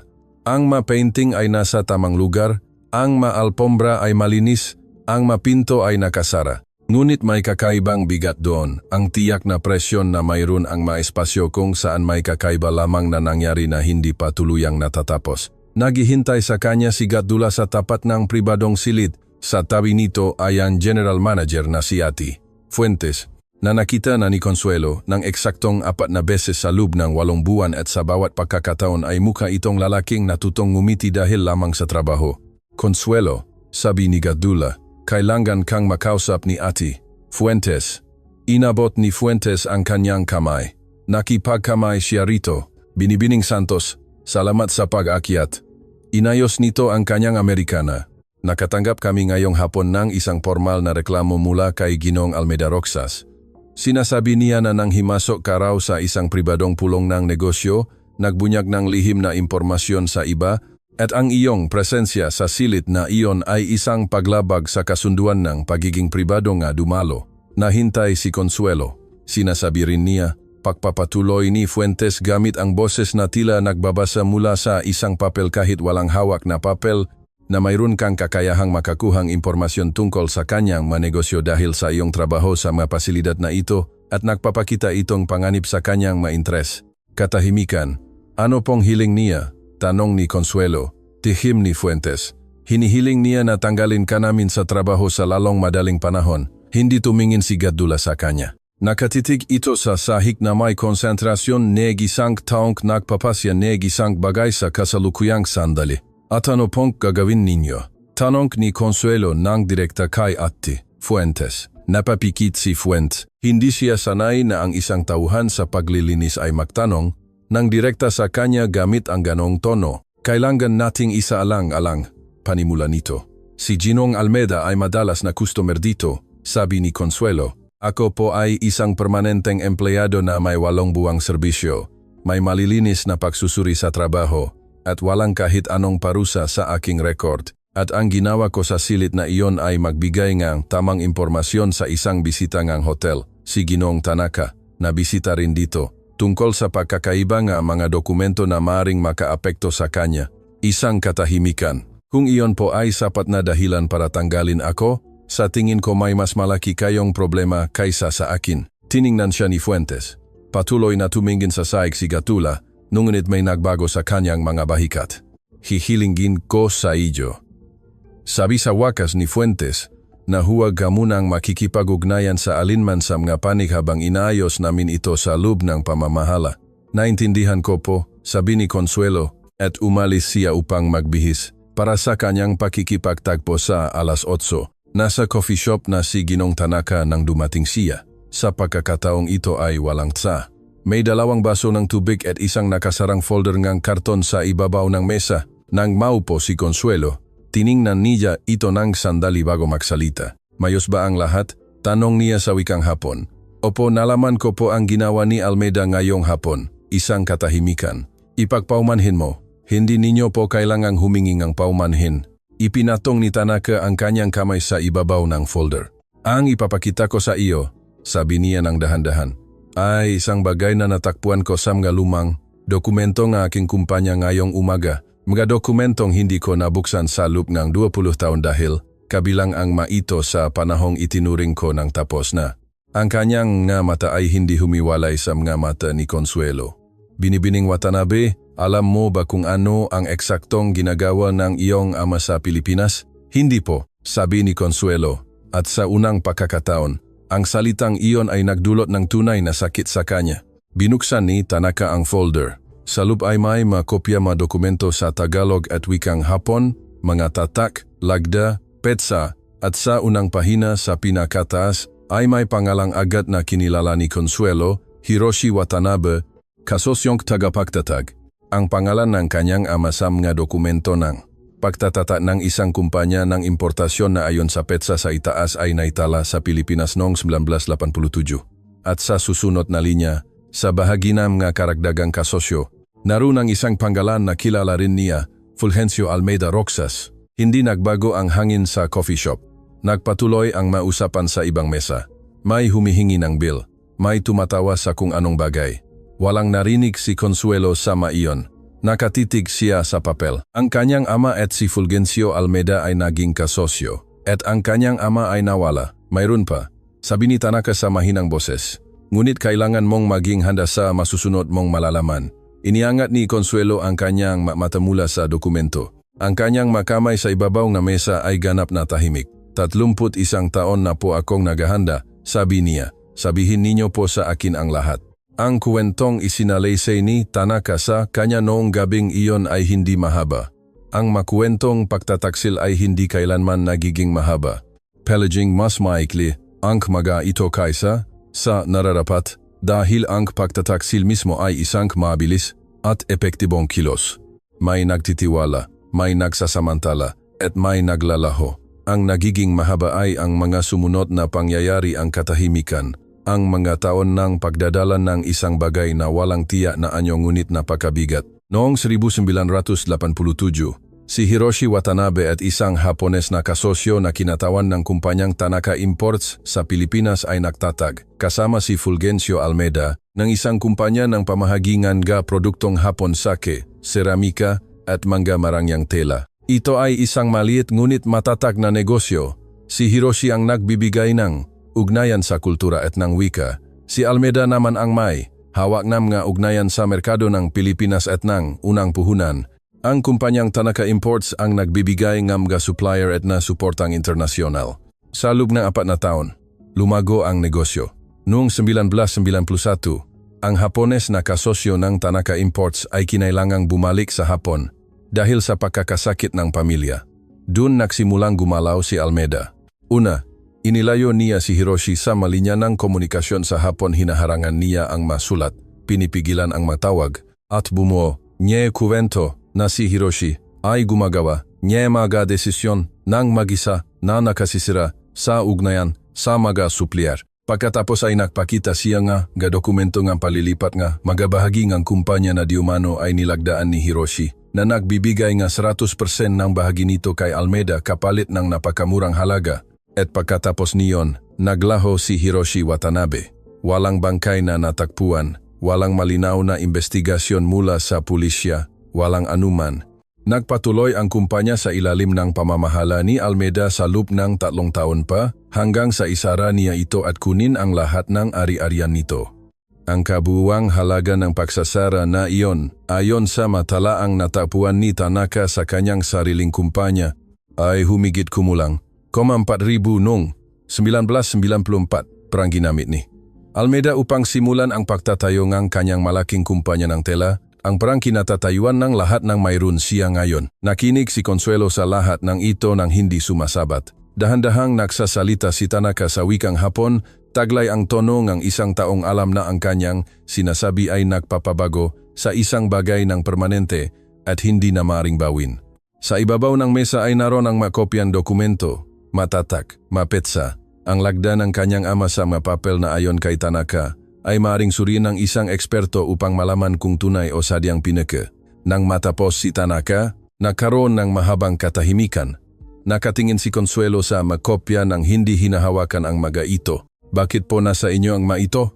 Tanong niya sa wakas. Dahil ang Hapones na kasosyo na bumalik sa Hapon noong Doksambiray ang ama na aking kasalukuyang direktor na operasyon. Nang mamatay ang lalaking iyon noong nakaraang taon. Nirabisa ang kanyang anak ang mapersonal na dokumento nito at nakakitang isang kahon ng mga papel mula sa Pilipinas na hindi pa nito nakikita kailanman. Ibinigay niya ito sa akin 3 buwan na ang nakalilipas. Itinabi ko muna ito nang hindi binabasa dahil busy kami sa pagpapalawak ng negosyo at walang oras. Isang katahimikan. Hanggang sa linggong ito, nang banggitin mo ang apelyidong Watanabe at may naalala ako sa aking isipan. Tumango ng dahan-dahan si Consuelo. Naisip niya ang cassette tape na itinago ng kanyang lola sa Osaka.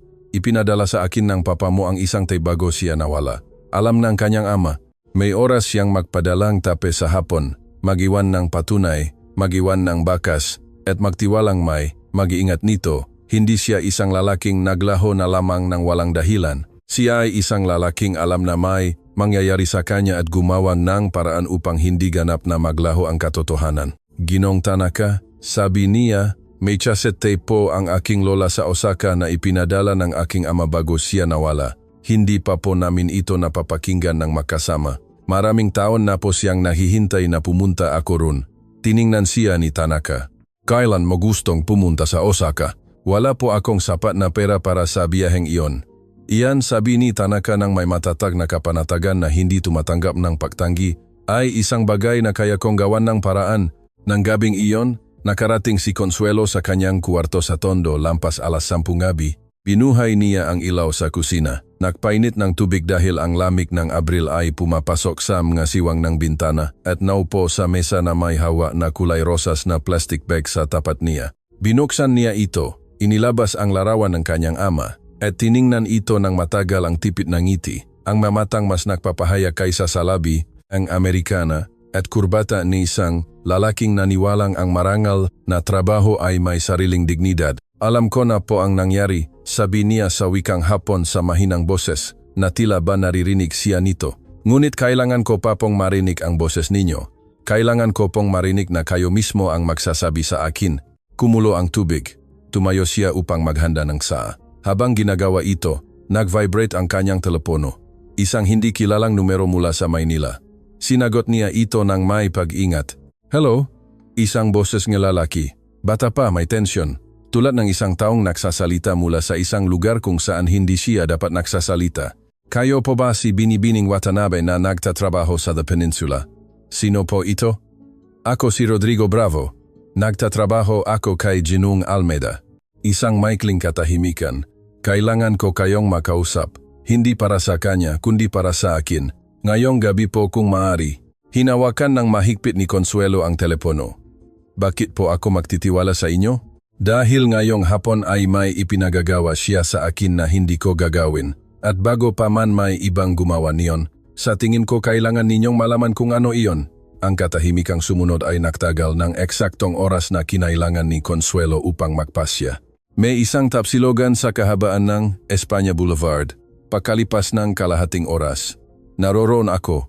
34 na taong gulang si Rodrigo Bravo at may mukhang ang hindi nakakutulok ng maayos sa loob ng ilang araw. Dumating siya sa tapsilogan na naka-Amerikana ngunit walang kurbata. Gulo-gulo ang buhok na tila naghilamos lamang nang mabilis bago umalis. Humingi siyang tubig at hindi niya ito hinawakan. Ngayong hapon, sabi niya habang nakapatong ang masiko sa mesa at sa napakahinang boses, hiniling sa akin ni Ginong Almeida na makipag-ugnayan sa isang tao na marunong mahanap ng impormasyon tungkol sa mga tao upang malaman kung saan kayo nakatira, kung sino ang mga kasama ninyo, at kung ano ang ginagawa ninyo sa labas ng trabaho. Hindi nagbago ang ekspresyon ni Consuelo. At sinabi kong sige, pinunasan niya ang kanyang mukha, ngunit hindi ko ginawa dahil 5 taon na akong nagtatrabaho sa lalaking iyon at may mga bagay akong nagawa na hindi ko dapat ginawa at ito ang linya na hindi ko tatawirin. Anong mabagay ang ginawa ninyo? Tiningnan siya ni Bravo. Mabagay sa pamamahala ng mga dokumento, isang katahimikan. Ang ilan sa mga dokumentong kumpanyang iyon noong dekada 90 ay dumaan sa aking makamay hindi ang mga orihinal, kundi mga kopya. Mga digital na file na dapat burahin at binura ko naman dahil hiniling nila, ngunit hindi ganap na nabubura ang mga ito, sabi ni Consuelo. Tiningnan siya nito ng may tila kapanatagan at takot sa parehong sandali. Hindi nga ganap hindi. Nag-isip ng sandali si Consuelo. Mayroon ba kayong hawak sa mga file na iyon? Mayroon ako. Dahan-dahang sabi ni Bravo. Isang audio recording ng isang pulong noong 1992 kung saan pinausapan ni Almeida at ng kanyang abogado noon ang tungkol sa paklilipat ng bahagi ng kumpanya ni Ginong Watanabe. Lumunok siya ng lawi. Sa recording na iyon, malinaw na pinag-uusapan na ang lagda sa mga dokumento ay hindi kay Ginong Watanabe at kung ano ang kailangang gawin para hindi niya ito magawang tutulan. Nagpatuloy ang ingay sa tapsilogan. May humihinging ang karagdagang kanin. Ang telebisyon sa sulok ay nagpapalabas ng balita sa napakalakas na tunog. Nakaramdam si Consuelo ang isang bagay na hindi galit, mas malamig pa rito, mas mayos. Ang pakiramdam na ang lahat ng mga piraso na lumulutang sa loob ng 31 taon ay sa wakas ay lumapak ng eksakto sa kanilang tamang lugar nang may katumpakan ng isang bagay na palaging nakatakdang makatugma. Nasaan ang recording na iyon? Tanong niya. Sa isang litas na lugar. Inilabas ni Bravo mula sa bulsa ng kanyang Amerikana ang isang maliit na micro SD card at narito rin ang ilan sa mga kopya. Ipinatong niya ito sa ibabaw ng mesa. Tiningnan ito ni Consuelo, hindi pa niya ito kinukuha. Bakit ninyo ito ibinibigay sa akin? Dahil kayo lang ang tanging tao. Sa usaping ito na walang dahilan para magsinungaling sa akin. Isang katahimikan. At dahil 5 taon ko nang alam na may utang ang lalaking iyon sa isang tao. Hindi ko alam kung kanino. Ngayon ay alam ko na. Kinuha ni Consuelo ang micro SD card. Hinawakan ito sa kanyang palat ng sandali napakalit ngunit napakabigat sa parehong sandali. 31 taon ng katahimikan, ang halaga ng pagtitiis ng kanyang ina, ang mataon ng paglilinis ng sahig at pagpapaputi ng sapatos gamit ang toothpaste, at ang pagtatabi ng lahat sa loop ng kulay rosas na plastic bag. Dahil itinuro sa kanya ng kanyang Oba-chan Yuki na hindi mo malalaman kung kailan mo kakailanganin ang katibayan. Lahat ay naghihintay para sa sandaling ito. Isang card na kasing liit ng kuko, isang boses na na-record noong 1992, ang boses ni Fulgencio Almeida na nagsasabi sa isang silid ng isang opisinang hindi na umiral kung ano ang kanyang ginawa at kung ano ang kanyang gagawin. Salamat po, sabi ni Consuelo. Tumango si Bravo, kinuha ang kanyang tubig, ininom ito ng mahaba, at tumayo. Anong gagawin ninyo rito? Tanong nito. Isinara ni Consuelo ang kanyang kamay sa paligid ni Card. Kung ano ang nararapat gawin, sabi niya, wala nang iba pa. Tumango ito sa huling pagkakataon at lumabas ng tapsilogan ng hindi lumingon. Nanatiling mag-isa si Consuelo sa mesa, hawak ang micro SD card sa kanyang kamay na nakakahalaga. Depende sa kung kanino mo ito ipapakita, ng $380 milyong ng 31 taon ng buhay ng isang taong sinubukan nilang burahin sa mundo. Sa labas, nagpatuloy ang lungsot sa kanyang karaniwang ingay. Sa loop, nalaman ni Consuelo Watanabe Santos nang may malinaw na katiyakan kung ano ang susunod niyang gagawin. Ang biyahe patungong Osaka ay umalis nung gabi ng Martes. Hindi pa nakasasakay sa aeroplano si Consuelo kailanman. Maraming beses na niya itong naisip, ngunit hindi kailanman ng malakas dahil may mga bagay na hindi mo sinasabi kapag alam mong wala kang sapat na pera para gawin ito. Hindi dahil sa kahihiyan, kundi dahil mas masakit sabihin kapag hindi mo kayang gawin. Kaya itinabi na lamang niya ito sa mga pangarap na marahil balang araw, kasama ang pagkakaroon ng sariling bahay, pagtatapos ng pag-aaral, at ang biyahe sa Osaka na matagal nang inaasam ng kanyang lola. Binili ni Ginoong Tanaka ang kanyang tiket noong umagang iyon nang walang anumang formalidad, tulad ng simpleng pagbabayad ng kape para sa kasunod sa pila. Ibinigay nito sa kanya ang nakalimbag na itineraryo. Sinabi nito na sa paliparan ng Kansai ay may driver na maghihintay sa kanya na may hawak ng kanyang pangalan sa isang karatula. At hiniling nito na i-record niya ang lahat ng nais ikuwento ng kanyang lola. Bakit po kayo nagtitiwala sa akin ng ganito? Tanong ni Consuelo bago umalis. Tiningnan siya ni Tanaka ng sandali. Dahil nagsasalita kang wikang Hapon na may puntong Osaka, sabi niya, at natututunan lamang iyan mula sa isang taong nagmamahal sa iyo ng lubos. Iyon lang ang kailangan kong malaman. Ang apartment ng Oba-chan Yuki ay nasa distrito ng Namba sa isang gusaling may 4 na palapag na walang elevator. May mga halaman sa bawat palapag ng hagdanan. Amoy lumang kahoy at mga halaman ang paligid. At may amoy din na hindi agad. Nalaman ni Consuelo kung ano hanggang sa makarating siya sa ikatlong palapag at bumukas ang pinto at doon niya ito kinilala. Ito ang parehong amoyng masulat na papel na tsa na panahong itinabi ng maigi.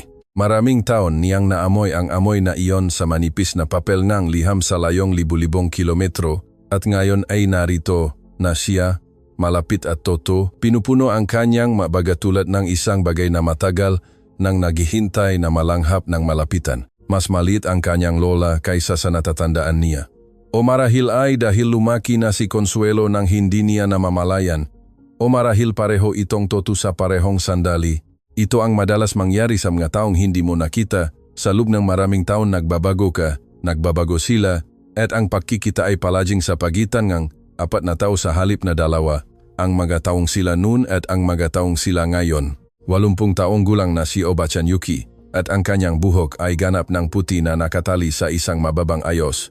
Nakasuot siyang isang kimonong pambahay na kulay asul na may maliliit na bulaklak na halos hindi nakikita. Nakatayo siya sa may pinto nang makarating si Consuelo, na tila ba alam niya kung anong oras eksaktong darating ito, na malamig na alam nga niya. Walang sinabi ang alinman sa kanila ng sandaling iyon. Pagkatapos ay dahan-dahang ibinukas ng lola ang kanyang mabisig sa bagal ng kilos ng mamatatanda na hindi na kailangan pang magmadali sa anuman, at pumasok si Consuelo sa yakap na iyon, ipinikit ang kanyang mamata at naramdaman na ang isang bagay na matagal nang matigas sa loob niya sa loob ng 31 taon ang hindi nakikitang lubid na hindi mo alam na dala mo pala hanggang sa may magluwag nito ay lumuwag ng kaunti, sapat na upang maramdaman niya ang init sa kanyang mamata. Connie-chan, sabing lola sa wikang Hapon habang nakadikit ang pisngi nito sa kanyang ulo. Sa wakas, maliit at maayos ang apartment tulad ng palaging inilalarawan ni Consuelo sa kanyang isip. May mga kahon ng kahoy na may mga nakasulat na label. Mahalaman sa bawat repisa ang ilan ay kilala niya mula sa malarawang ipinapadala ng lola sa telepono. Ang iba naman ay malamang na ilang dekada na ron na may mga ugat na nagsisimula ng maging bahaging paso. Mga larawan sa mga simpleng frame. Isang larawan ni Hiroshi noong binata pa ito sa Osaka bago pumunta sa Pilipinas. May mas malawak na ngiti kaysa sa larawang itinago niya. Isang larawan ni Consuelo nung sanggol pa na hindi pa niya nakikita kailanman. Isang bata na may singkit na mamata at may seryoso ng mukha. At isang larawan ng kasal ng kanyang mamagulang sa isang maliit na silit na may simpleng damit at may mukha ng tunay na kaligayahan. Huminto si Consuelo sa tapat ng larawan ng kasal. Ang kanyang mamagulang ay may parehong tipit na ngiti, gamit ang mamata higit sa labi. Doon po pala galing sa isip niya, sa kanilang dalawa. Uminom sila ngang sa habang nakaupo. Sasahig sa ibabaw ng mga tusyon sa tapat ng mababang mesa ngang madilim na kahoy. Nagtanong ang lola tungkol sa biyahe, sa eroplano, kung nakatulog ba siya, kung kumain ba siya sa paliparan ng Kansai, dahil ang pagkain doon ay maayos naman ngunit mahal, at kailangang alam mo kung saan maghahanap. Sinagot ni Consuelo ang lahat ng may pagtitiyaga gamit ang wikang Hapon na pinakikinggan ng lola nang nakapikit ng kaunti ang mga mata. Tulad ng kapag nakikinig ka sa isang musikang alam mo na at gusto mong masigurong pareho pa rin ang tunog nito. Mayos ang iyong wikang Hapon. Sabi nito sa wakas, kayo po ang nagturo sa akin. Ibinigay ko sa iyo ang maasalita, ikaw ang nagbigay ng bigat sa ito. Isang katahimikan. Ang mga salitang walang bigat ay walang silbi. Hawak ni Consuelo ang baso gamit ang 2 kamay. Obachan, ikuwento ninyo po sa akin ang tungkol kay Papa. Hindi sumagot agad ang lola. Tumayo ito nang may pag-iingat ng kanyang 80 taon. Pumunta ito sa isa sa mga kahon ng kahoy sa pinakamababang repisa at inilabas mula sa loob ang isang mas maliit na kahon ng itim na laka na may dekorasyong nakre. Ipinatong niya ito sa mesa sa pagitan nilang dalawa. Binuksan niya ito. Sa loob ay may isang lumang cassette tape na may label na isinulat gamit ang kamay sa wikang Hapon. Petsa, Oktubre 1992. At katabi ng tape ay may isang nakatuping sulat. Dumating ito sa akin 3 linggo bago ako tawagan ng iyong ina upang sabihing nawala si Hiroshi. Sabi ng lola, ang sulat ay binasa ko ng maraming beses. Ang tape ay hindi ko kayang pakinggan ng mag-isa. Palagi kong alam na kailangan ko itong pakinggan ng kasama ka. Tiningnan ni Consuelo ang itim na kahon. Mayroon pa ba kayong player para rito? Bahagyang napanggiti ang lola. Mayroon akong parehong cassette player na mayroon ako noong 92. Hindi ko ito itinapon kailanman. Isang katahimikan. Alam kong darating ang araw na kakailanganin ko ito. Ang sulat ay isinulat mismong kanyang ama, sa wikang Hapon. Katulad ng mga sulat na isinulat nito sa kanyang ina nung buhay pa ito. Ngunit may kaibahan sa diin ng maguhit, tulad ng isang taong nagsusulat ng mabilis dahil alam niyang paubos na ang oras. Binasa ito nga lola ng malakas. Dahan-dahan upang masundan ni Consuelo. O kaasan, sinusulatan kita dahil kailangan kong may iba pang makaalam sa nangyayari rito. Ang kasosyo ko rito sa Pilipinas ay binabago ang madokumento ng kumpanya. Hindi ko na mabuksan ang ma-account ng kumpanya. Ang aking lagda ay lumitaw sa mga papel na hindi ko naman nilagdaan kailanman. Humingi ako ng tulong sa isang abogado at tinawagan ako nito pagkalipas ng 3 araw upang sabihing hindi niya kayang hawakan ang aking kaso. Hindi ko alam kung ano ang mangyayari. Marahil ay wala, marahil ay lahat. Ngunit gusto kong maging maayos sina Remedios at ang bata kung sakaling hindi ko na kayang magpatuloy. Consuelo ang pangalan ng bata. 9 na taong gulang na siya at mas mahusay magsalitang wikang Hapon kaysa sa kanyang ama. Alagaan mo siya kung may mangyari sa akin. Alagaan mo siya gamit ang wika. Nagpapadala rin ako sa iyong isang tape. Dun ko sinabi ang lahat ng may mas detalyadong paliwanag. Itabi mo itong mabuti, huwag sa bangko, kundi sa bahay, kung saan madali mong makukuha. Huwag kang matakot para sa akin. Wala akong takot. May galit ako, na iba naman sa takot. Ang galit man lang ay may silbi. Ang iyong anak, Hiroshi, nang matapos magbasa ang lola, ang silit ay naging ganap na tahimik. Hindi umiyak si Consuelo. May tuyong mamata siya at nakakuyom, ang mga palat sa kanyang mahita at may isang bagay sa kanyang lalamunan na hindi pag-iyak, kundi ang presyon bago ang pagya ang sandali kung kailan, magpapasya ang katawan kung susuko ba o hindi. Hindi siya sumuko. Huminga siya ng malalim. Ang galit man lang ay may silbi. Ulit niya sa mahinang boses. "Oh," sabi ng lola, "ganyan ang iyong ama, palaging ganyan." Inilagay nila ang tape sa player, isang maliit na aparato ng kulayabong plastik na inilabas ng lola mula sa parehong.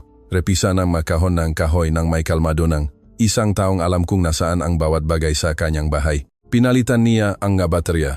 Pinindot ang button ng play gamit ang kanyang thumb ng dahan-dahan. Isang sandali ngang katahimikan, pagkatapos ay isang tunog, pagkatapos ay ingay sa background na tila sa loob ng isang opisinang may nakabukas na bintana at pagkatapos ay ang boses ng kanyang ama, hindi handa si Consuelo para doon. Maari mong malaman na may pakikinggan ka, ngunit hindi ka pa rin ganap na handa na marinig ito ng toto.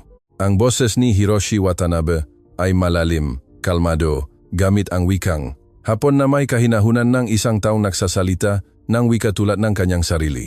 Nagsasalita siya ng may paginto, ng may pag-iingat, tulad ng isang taong nais na ang bawat salita ay may tala ng malinaw. Inilarawan niya ang mga pulong, mga petsa, mga pangalan, mga halaga, ang paraan ng pahiwalay sa kanya ni Almeida sa mga linya ng komunikasyon, ang mga dokumentong lumitaw kasama ang kanyang lagda, at isang pag-usap na na-record ni Hiroshi nang hindi nalalaman ni Almeida kung saan ang pangalan ng abogado ni Almeida ay lumilitaw kasama ang napakatiya na mga tagubilin tungkol sa kung ano ang gagawin kung sakaling magpasya si Hiroshi na maging isang problema. 12 minuto ngang boses. 12 minuto na nagkakahalaga ng 31 taon. Nang matapos ito, ang player ay gumawa ng tunong paghinto at muling bumalik ang katahimikan. Walang sinabi ang lola. Ipinatong lamang nito ang kanyang maliit at tuyong kamay sa ibabaw ng kamay ni Consuelo at iniwan ito roon. Tumingin si Consuelo sa bintana and apartment. Sa labas, ginagawa ng Osaka ang ginagawa ng malalaking lungsod umiral ng may produktibong kawalang bisa nang hindi nalalaman o nababahala na sa isang silid sa ikatlong palapag ng isang gusaling walang elevator. 2 babae ay kabatapos pa lamang makinig sa boses ng isang lalaking may 31 taon nang walang nakakarinig. "Anong gagawin mo?" tanong sa wakas ng lola. Hinawakan ng mahigpit ni Consuelo ang kamay ng kanyang lola. "Kung ano po ang gagawin niya, sabi niya, itala ang lahat at huwag manahimik." Tiningnan siya ni Obachan Yuki nang matagal gamit ang matang nakakita na ang 80 taon ng mabagay at hindi na madaling magulat. "Ngunit alam kung paano kilalanin kapag ang isang tao ay handa na. Mabuti sabi nito, kumain ka muna nga anuman. Galing ka sa napakalayong lugar at hindi magagawa ang katarungan kung walang laman ang tiyan." Gumawa si Consuelo tuno na, kalahating pagiya at kalahating tawa ang uri na, tuno na ginagawa mo ka pa. Ang emosyon ay masyadong malaki para sa 100 lamang at kailangang lumabas sa 2 makaibang paraan sa parehong sandali. Tumayo na ang kanyang lola patungo sa kusina. Iyon din siya. Iyon din ang wikang Hapon, ang pagmamahal na hindi sinasabi sa salita, kundi niluluto sa pagkain. Bumalik si Consuelo sa Pilipinas dala ang 3 bagay na wala siya nang umalis. Ang recording ng kanyang ama na nasave sa 2 USB flash drive, isa sa kanyang backpack at isa sa bulsa. ng kanyang sweater dahil hindi siya nagtitiwala na pareho itong makakarating sa parehong oras. Isang sulat mula sa kanyang Obachan Yuki para sa kung sino mang kinaukulan, nakasulat sa wikang Hapon na may kasamang opisyal na salin mula sa isang notaryo sa Osaka na kilalan nola sa loob ng 40 taon at hindi sumingil ng anuman dahil sinabi nitong may mga bagay na hindi maaring singilin ng isang lalaking may malinis na budi. At ang kalinawan na hindi niya dala noong umalis siya, ang kalinawan ng isang taong alam kung ano ang mayroon siya, kung ano ang halaga nito, at kung ano ang kanyang gagawin dito. Naghihintay sa kanya si Ginong Tanaka sa paliparan, mag-isa, walang katulong, nakasuot ng parehong abong Amerikana at may ekspresyong nagpapakita ng kapanatagan at ng bigat ng isang taong alam na ang susunod na mangyayari ay wala ng pagbabalik. Sa loob ng sasakyan, habang bumabiyahe patungong Makati, isinalaysay ni Consuelo ang lahat sa kanya ang sulat, ang tape, ang boses ng kanyang ama na naglalarawan ng bawat petsang ginawa ni Almeida, ang pagbanggit sa abogado, at ang mga tagubilin tungkol sa kung ano ang gagawin kung sakaling maging problema si Hiroshi. Nakinig si Tanaka nang hindi sumasabat. Nang matapos ito, tumingin siya sa bintana ng sandali. 3 araw nang sinusuri ng aking mga abogado ang mga dokumentong nakuha ko. Sabi niya, sinasabi nila na may sapat na batayan upang tutulan ang pagsasara ng kumpanya noong 1994. Ang bahagi ngayong ama ay hindi kailanman naibenta ng legal. Ang lagda ay napatunayang peke. Ibig sabihin, ang bahaging iyon ay hindi kailanman nawala sa kanya at sa pamamagitan, kampamana ay pagmamay-ari mo na ngayon. Tiningnan siya ni Consuelo, magkano po ang halaga niyon ngayon? Tiningnan siya ni Tanaka, kasama ang nga ari-arian na nagmula sa orihinal na kumpanyang iyon. Dagdag pa ang 30 taon ng interes at ang halaga ng maugnayan sa negosyo na itinayo sa pundasyong iyon, isang katahimikan. Ang aking mga abogado ay nag-uusap tungkol sa halagang maaring lumampas sa $40 milyong sa mga tuntunin ng kabayaran. Nagpatuloy ang sasakyan sa pagtakbo. Ang makalyengang Maynila ay dumaan sa bintana kasama ang kanilang karaniwang ingay. Walang sinabi si Consuelo ng sandaling iyon. Hindi ko po gusto ang pera ni Almeida, sabi niya sa wakas. Alam ko, sabi ni Tanaka, ngunit hindi tinatanong ng batas kung ano ang gusto mo. Itinatanong nito kung ano ang pagmamay-ari mo. Ang mas sumunod na pangyayari ay hindi naging mabilis o tulad ng sa pelikula. Ang tunay na katarungan ay hindi ganun. Ito ay binubuong nga papel, pahihintay, mga abogado sa mga silit na walang bintana, pahingi nga opisyal na kopyang mga dokumentong walang sinumang humahawak sa loob ng maraming dekada, at pag-asang, may isang tao sa korte na maglalaan ng oras at interes na makinig. Ngunit sa pagkakataong ito, may nagpabago sa bigat ng timbangan. Si Ginoong Tanaka ay may mga mahuhusay na abogado sa Maynila at ang mga abogadong iyon ay alam kung paano magpakita ng isang kaso ng pandaraya sa kumpanya kasama ang mga katibayan mula sa 3 makakaibang bansa at si Rodrigo Bravo na nagpasyang tawirin ang linya na sinabi niyang hindi niya tatawirin ay nagbigay ng formal na pahayag sa tapat nga notaryo kung saan inilarawan niya ang mga file na kanyang hinawakan at ang recording na kanyang itinabi sa loob ng 5 taon nang hindi nalalaman kung bakit. Ang recording ng 1992 ay napatunayang tunay ngang isang eksperto sa loob ng 3 araw. Ito nga ang boses ni Fulgencio Almeida at sinasabi nito nang may kawalan ng pag-ingat ng isang taong hindi nag-akalang may nagre-record sa kanya kung ano ang kanyang pinaplanong gawin kay Ginong Watanabe. Nalaman ito ni Fulgencio noong Martes na umaga nang ipabatid sa kanya ng kanyang katulong na mayroong opisyal na abiso mula sa korte sa kanyang opisina sa BGC. Ayon sa sinabi ngang isang tao na naroon sa opisinang iyon sa araw na iyon, binasa ni Fulgencio Almeida ang abiso ng 2 beses, ipinatong ito sa mesa ng may labis na pag-iingat at sinabi sa napakahinang boses. Isang pagkakamali ito. Pagkatapos ay tinawagan niya ang kanyang abogado. Sinabi sa kanya ng abogado na hindi ito pagkakamali at mayroon siyang 48 oras upang sumagot. Itinakda ang paktinaik ng Huwebes. Hindi ito isang maaksyong paklilitis na puno ng mga tao at talumpati. Ito ay isang pagdinig sa isang regional trial court sa Maynila kasama ang 6 na taong nakaupo sa paligid ng isang mahabang mesa at isang hukom na nagbabasa ng dahan-dahan sa bawat dokumentong ipinapakita ng mga abogado ni Tanaka. Imports. Narun si Consuelo. Nakasuoten za simpleng damitang parehong maong, ibang suete. at ang puting sapatos na goma na siya mismo ang nagpapaputi tuwing linggo, hindi dahil wala siyang ibang may susuot, kundi dahil hindi niya kailangan ng higit pa ron upang ipakita kung sino siya. Dumating si Fulgencio Almeida kasama ang dalawang abogado at nakasuot na Amerikana na nakakahalaga ng higit pa sa buwanang sweldo ni Consuelo bilang dianitba. Tumingin ito sa kanya nang pumasok sa silid.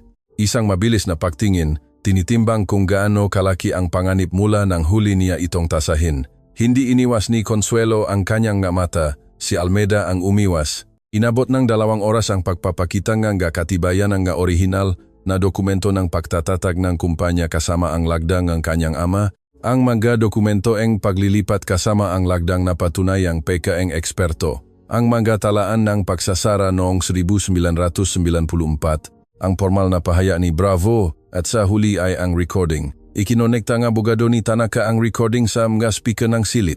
Ang boses ni Fulgencio Almeida noong 1992 ay pumuno sa silid. Nakikipag-usap siya sa kanyang abogado noon. Pinag-uusapan nila ang mga dokumento, ang lagda, at kung ano ang kailangang gawin kung sakaling magsalita si Watanabe. Ang boses ay mas bata pa, ngunit ang tono ay pareho pa rin ang katangian ng isang taong hindi kailanman kinailangang itago ang kanyang iniisip dahil palagi niyang pinaniniwalaan na ang silid ay sa kanya lamang. 32 taon pagkatapos niyon, sa isang makaibang silid, natapos ang recording at ang katahimikang naiwan ay ang uringang katahimikang hindi nangangailangan ng sinumang magpaliwanag. Humingi NG break ang abogado ni Fulgencio. Pinaintulutan ito NG ukom NG 20 minuto. Wala sa silid na iyon si Mang Abundio. Siyempre, ngunit naroon siya sa lobby ng hotel nang ibalita sa kanya ni Gadula ang nangyari. Dahil isinalaysay ito ni Gadula kay Martina, na isinalaysay naman nito sa bellboy ng shift sa hapon, na nakasabay naman ni Mang Abundio sa kainan ng tauhan sa oras ng kape. Nakinig si Mang Abundio sa buong kwento habang nakakrus ang mabraso at may mukha ng malaking kasiyahan. Sinasabi ko na nga ba? Sabi niya sa kanyang karaniwang lakas ng boses. Ang lalaking iyon ay may mukha nga taong nababalita sa masamang paraan. Tiningnan siyang bellboy at si Consuelo. Gumawa si Mang Abundio ng kilos ng isang taong hindi nangangailangan ng paliwanag sa bagay na alam na niya. Si Consuelo, sabi niya, palaging may higit na halaga kaysa sa kanyang ipinapakita. Nakita ko na iyon mula sa unang araw. Ininom niya ang kanyang kape. Sinasabi ko lang naman, wala namang nagtatanong sa akin. Ang break na 20 minuto ay naging 40 minuto. Nang bumalik ang maabogado ni Fulgencio sa silid, ang mas matanda sa dalawa, isang lalaking mayuban at may boses ngang isang taong sanay, nang maksabo ngang masamang balita sa neutral na tono, ay nagpahayag na ang kanyang kliyente ay handang makipag-ayos sa labas ng korte. Tumingin ang abogado ni Tanaka kay Consuelo. Tumingin si Consuelo kay Fulgencio. Nakatingin sa mesa si Fulgencio. Ito ang unang pagkakataon sa buong pagdinig na hindi siya tumitingin ng direkta sa kahit kanino. Ito ang unang pagkakataon, naisip ni Consuelo. Sa loob ng maraming taon na si Fulgencio Almeida ay nasa isang silid kung saan ang pera ay hindi sapat upang bilhin ang desisyon bago pa man ito magsimula. Hindi, sabi ni Consuelo. Napapikit ang abogado ni Fulgencio na tila hindi narinig ng maayos ang sinabi. Binibini, ang kasunduan sa labas ng korte ay magbibigay sa iyo nga agarang kabayaran ng hindi na kailangang dumaan sa isang mahabang proseso na maaring umabot ng maraming taon. Hindi. Ulit ni Consuelo kamit ang parahong boses nang hindi itinatas ang tinik at hindi iniwas ang tingin. Hindi nawala ang aking ama sa pribadong paraan. Ang ginawa ninyo sa kanya ay hindi isang simpleng hindi pagkakaunawaan ng makasosyo. Ito ay isang planadong pagtataksil na sumira sa aking pamilya. Nararapat lamang na dumaan ito sa buong proseso ng batas, kasama ang lahat ng katibayan, at nakasulat sa mga opisyal na rekord ng korte. Hindi ko tatanggapin ang isang kasunduan na lilikhain sa dilim na walang sinumang maaring makabasa. Naging tahimik ang silid. Tiningnan siya ng hukom sa ibabaw ng kanyang salamin. Pagkatapos, ay tumingin sa abogado ni Fulgencio at muling tumingin kay Consuelo ng may pagalang na maari lamang ipakita ng isang hukom sa ganoong kalagayan. May sinabi pa ang abogado ni Fulgencio, ngunit hindi na ito pinakinggan ng lubos ni Consuelo. Nakatitig siya kay Fulgencio Almeida na patuloy na nakatingin sa mesa at iniisip ang sinulat ng kanyang ama sa liham sa lola nito Ang galit man lang ay may silbi. O papa, sa isip niya, may silbi ito para manatili sa silid na ito kapag ang lahat ay nagsasabi sa iyong umalis, para hindi tanggapin ang katahimikan kapag ang katotohanan ay may pangalan at petsa at isang recording na 12 minuto upang hindi manahimik. Nagpatuloy ang proseso ng batas at habang nagpapatuloy ito, ang kwento ng demanda ay nagsimulang kumalat sa mga legal at pangnegosyong lupon pagkatapos ay sa mga balita at sa huli ay sa pangkalahatang publiko. Ang pangalan ni Fulgencio Almeda ay lumabas sa 3 kolom ng negosyo sa loob ng 1 linggo. Nagsimulang magtanong ang kanyang makasosyo.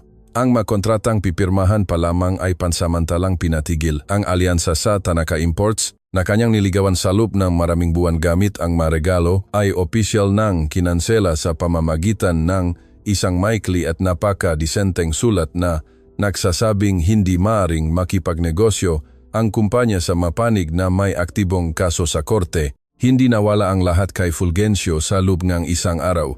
Ngunit nagsimula siyang mawalan ng nga bagay na mas masakit dahil ito ay dahan-dahan, nakikita ngang marami, at walang paraan upang magmukhang iba. Inabot ng 11 buwan ang proseso. Hindi ito naging madali, hindi naging mabilis. May mga araw na tumatawag ang mga abogado dala ang mga balitang hindi maganda at kailangan na namang maghintay. Muling magtiwala na sapat ang mga katibayan kapag ang lahat ng iba pa ay tila gumagalaw sa ibang direksyon. May mga araw na dumarating si Consuelo sa kanyang kwarto sa Tondo at naupo sa kamahawak ang kulay rosas na plastic bag sa kanyang natuhot nang hindi ito binubuksan. Hawak lamang ito. Ngunit sapat ang katibayan. Sa huli, palagi itong naging sapat. Inilabas ni Korte ang desisyon noong hapon ni Miyerkules. Walang bisa ang palilipat ng bahagi ng kumpanya noong 1952. Pagkilala sa orihinal na bahagi ni Hiroshi Watanabe bilang bahagi ng pamana ng kanyang legal na tagapagmana at pagsisimula ang proseso ang kabayaran para sa mga pinsala sa halagang pag-aaralan pa ang mga abogado sa loob ng ilang buwan.